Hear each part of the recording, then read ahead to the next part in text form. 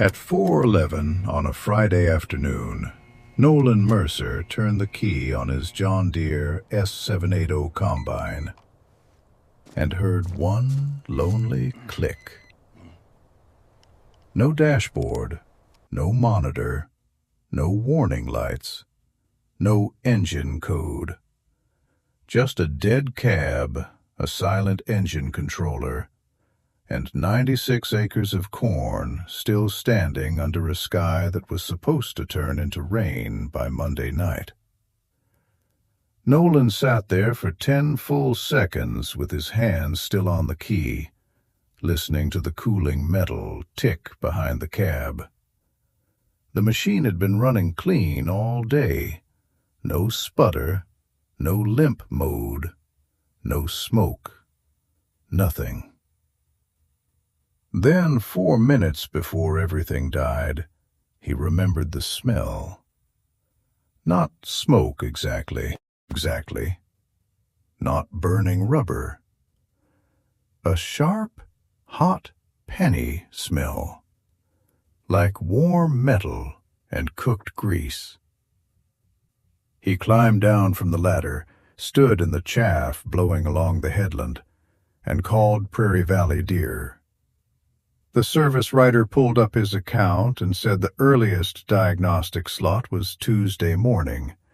The field call would be $525 before anyone opened a panel. Diagnostic labor would be billed at $165 an hour. Then he heard the symptoms. Dark cab, starter relay clicking, no communication to the engine controller. The service writer stopped typing for a moment and said, "That sounds like a primary harness failure." Nolan asked what that meant. Back clean and official. Full harness replacement. Parts estimate $5,120. Labor estimate 13.2 hours. Total before tax $7,298. And because harvest calls were stacked 2 counties deep, they could probably start the replacement late the following week. Nolan looked across the rows. 96 acres. Monday rain. A combine that had been running perfectly at 4 o'clock, and a dealership telling him one click meant $7,000 and a week of waiting. He said, "Can a tech walk me through a pin check over the phone?" The service writer said they couldn't support partial harness repair on that model. The certified path was replacement. Nolan thanked him, hung up, and drove back to the house without turning on the radio. His wife, June, was at the kitchen table with the grain ticket spread beside a yellow legal pad. She looked up once and knew. How bad? Nolan put the keys down beside the sugar bowl. Dealer says main harness, $7,298. Tuesday just to diagnose it. Maybe next week before it moves. June did not touch the calculator. She just looked out the window toward the north field. "Nolan, call Ben Rusk." Nolan shook his hand. "Ben's retired." "I'm not talking about Ben," June said. "I'm talking about his granddaughter." Nolan frowned. "Mara?" "She won state silver in FFA Ag Mechanics last spring. Ben's been telling everyone at the co-op she can read service diagrams better than men who own heated shops." "She's 15. June turned one page of the grain ticket stack. "And the combine is dead." Nolan called Ben Rusk at 5:03. Ben answered like he had been expecting trouble all week. Nolan told him the cab went dark, the relay clicked, and the dealer wanted a full harness. Ben was quiet for a second. "Mara can look at it in the morning." Ben, she's a kid. She's a kid with a fluke meter, a pin release kit, and a better understanding of voltage drop than half the county. Has she worked on an S780? She studied that harness last winter for contest practice. If it's really dead end to end, she'll tell you. If it's one connector, she'll find it. Nolan looked at June. June gave him the kind of look that says a man is allowed one more foolish sentence, but not two. "What time?" Nolan asked. 7:30, Ben said. "Clean up at noon."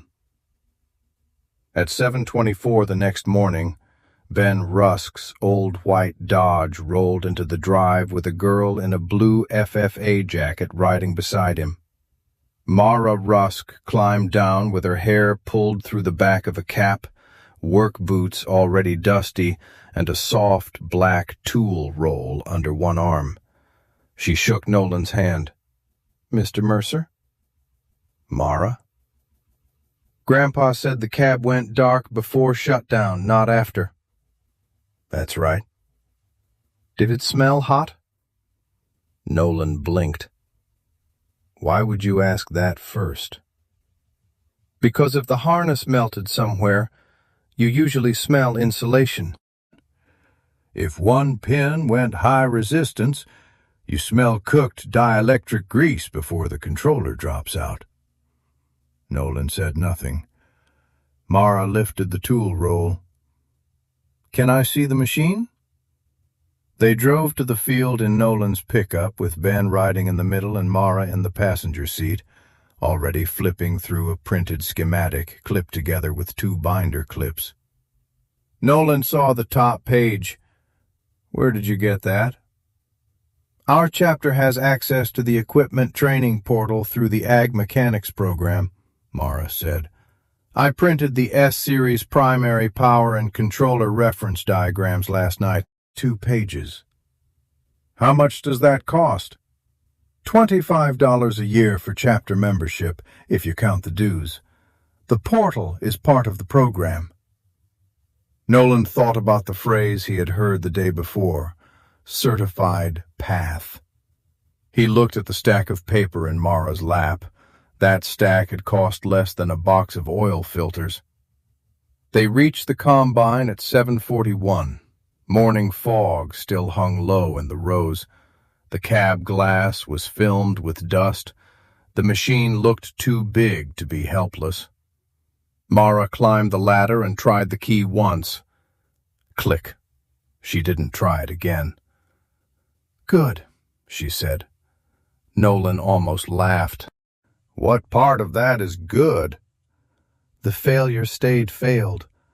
Intermittent faults waste time." She climbed down, opened the lower service panel, and traced the harness with her finger before touching a tool.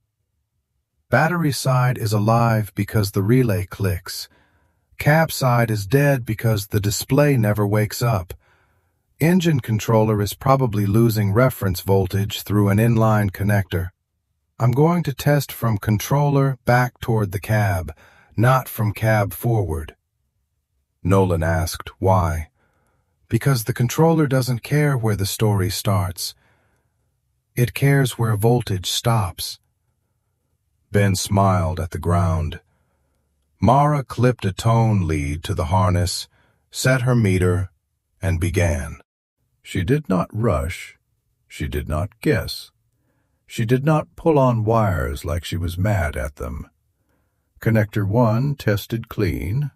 Connector 2 tested clean. At connector 3, she paused. It sat under the cab floor, tucked high enough that chaff collected around the bracket, but low enough to catch damp air on cold mornings. Mara brushed the dust away with a small paintbrush, released the latch, and separated the plug. Then she went still. Nolan watched her shoulders. "What?" "Pin 11. She held the connector where he could see it. One brass contact was darker than the others, not black, not melted into a blob, just dull, heat-stained, and wrong. Touched the meter leads. The screen read 5.7 ohms. Then she touched the neighboring pin, 0.03 ohms. She looked up. "Mr. Mercer, this pin has almost 200 times the resistance of the pin next to it." Nolan stared at the numbers. Mara said, "That little resistance turns into heat under load.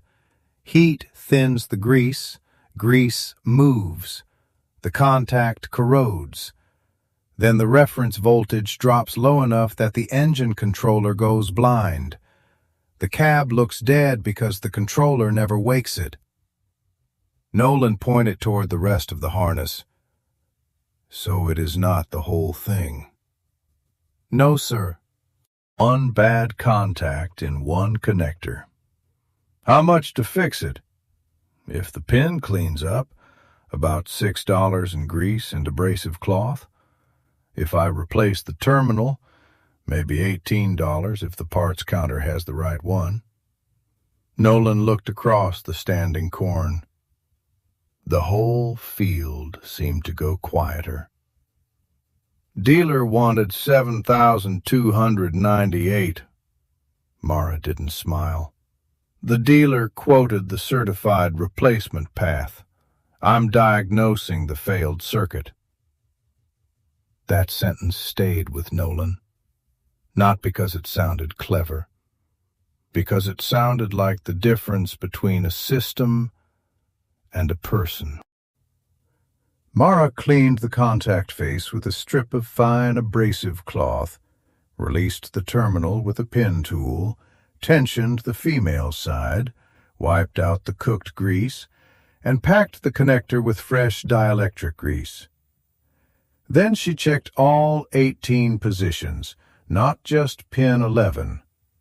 Preventive work, she said, was cheaper while the connector was already open. The whole repair took 19 minutes. At 9:36, Mara latched the connector shut and stepped away from the panel. "Try it now."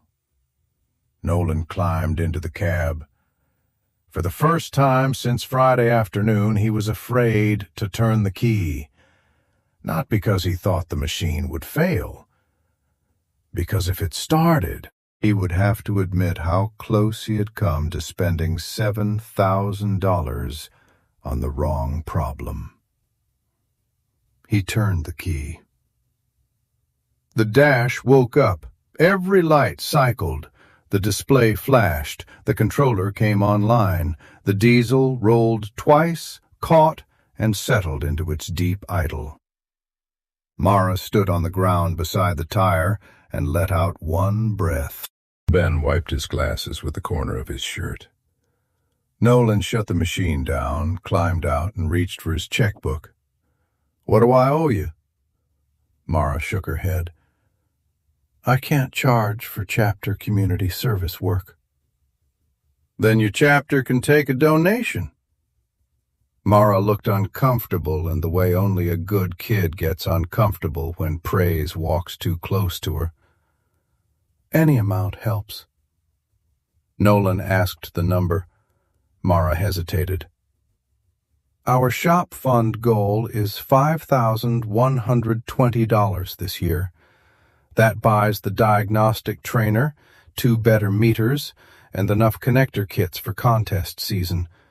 But that's the whole year." "That's not what I'm asking." Nolan opened the checkbook on the hood of the pickup. "What was the harness part?" Mara looked at Ben. Ben answered, $5,120. Nolan wrote the check. Garrison County FFA, $5,120. Mara stared at it. "Mr. Mercer, that's the entire goal." "No," Nolan said. "That's the part I didn't need." By Sunday night, the S780 had run 4 more hours without a flicker. By Monday at 6:18 p.m., Nolan had the last pass of the North Field in the bin. The rain started at 3:40 Tuesday morning, hard enough to drum on the machine shed roof and turn the field lane black. Nolan stood in the doorway with a coffee cup in his hand and watched water run off the header. He kept thinking about the dead dashboard, about the official quote, about the tiny stained pin, about a 15-year-old who had not argued with a dealership, not mocked a technician, not acted like a hero. She had simply followed voltage until the truth had nowhere left to hide. 3 days later, a neighbor named Wade Kramer called. "I heard you let a high school girl work on that S780. Nolan said, "I let an FFA state silver medalist test a circuit." "She could have fried something." "She didn't power anything. Measured resistance." "You know dealers replace full harnesses for liability." "I know they do." "Then maybe they were right." Nolan looked at the combine sitting clean in the shed. "Wade, the machine has 47 acres on it since Mara fixed it. No fault, no flicker, no code. That doesn't make her a certified tech." "No," Nolan said. "It makes her right." There was a long silence on the phone. Nolan did not fill it. At the Garrison County FFA Harvest Supper in November, Mara received a small plaque shaped like an FFA shield with a multimeter etched into the lower corner. Nolan and June sat in the second row of the church fellowship hall, while the advisor explained that the Ag Mechanics Shop Fund had been met in a single donation for the first time in 6 years. Mara walked up in the same blue jacket she had worn to the farm. She took the plaque with both hands and looked embarrassed by the applause. Afterward, Nolan found her beside the folding tables where the coffee urns were set up. "Mara." "Mr. Mercer?" "You still got that pen?" She reached into the pocket of her jacket and pulled out a tiny brass terminal sealed in a clear parts bag. Nolan laughed softly. "You kept it." "I labeled it," she said. The tag read S780 Controller Reference, Pin 11. High Resistance Failure, October 2026. Nolan held the bag up to the light. It was almost nothing. A piece of metal so small a man could drop it in gravel and never find it again. But it had stopped a machine. It had threatened a crop. It had turned an official repair path into a $7,000 answer to an $18 problem. Nolan handed it back. "You know what that pin is worth?" Mara looked at it. "About 80 cents. Nolan shook his head. "That pin is worth every kid in this chapter learning where to put a meter before they put in a harness." Mara looked down for a second. Then she said, "That's going in my notebook." June joined them, smiling. "Make sure you write the rest, too," Mara asked. "What rest?"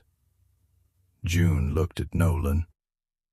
Nolan said it quietly, because the best lessons do not need a microphone. Some people sell the whole harness because they never find the bad pin. Mara waited. Nolan tapped the little parts bag. And some people find the bad pin and save enough money to teach the next kid how to find it too. Outside, November wind moved across the church parking lot and rattled the dry corn leaves caught along the fence. Inside, Mara slid the labeled pin back into her jacket pocket. Nolan watched her go back to the FFA table, where 3 younger members were already asking what she had found under the cab. She opened her notebook. She drew the connector. She marked pin 11. She wrote down the meter reading, and before the night was over, the one bad pin had become exactly what it should have been all along. Not a $7,000 harness. A lesson.